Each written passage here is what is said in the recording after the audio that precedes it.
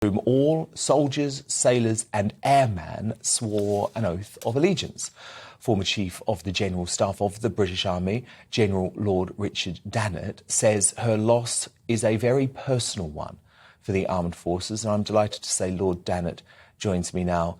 Lord Dannatt, why did the Queen mean so much to you in the armed forces? Well, the Queen means an awful lot to us in the armed forces. And I have to say, I'm afraid I've been watching your programme for the last few minutes before this piece was trailed, and I'd like to strike a rather different tone to the rather flippant and dismissive tone that was actually being taken by your previous panellists. We've got a new Prime Minister, we've got a new sovereign.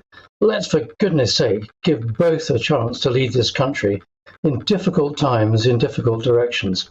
And actually, leadership is what it's all about. And the late Queen Elizabeth II was a fantastic leader. And why was she a fantastic leader, particularly as far as the armed forces were concerned? It's because, for example, on the 28th of August, 1969, I held a New Testament in my right hand. I swear an oath of allegiance to the sovereign. And every member who's joined the Royal Navy, the British Army, the Royal Air Force, the Royal Marines, has sworn that oath of allegiance to the sovereign.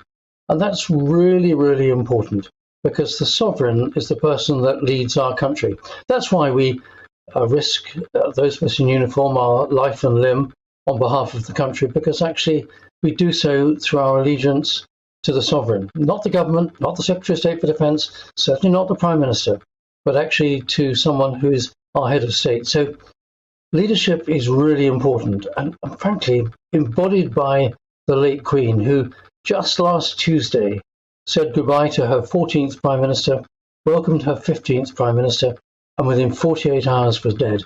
What a greater testament to leadership could there be?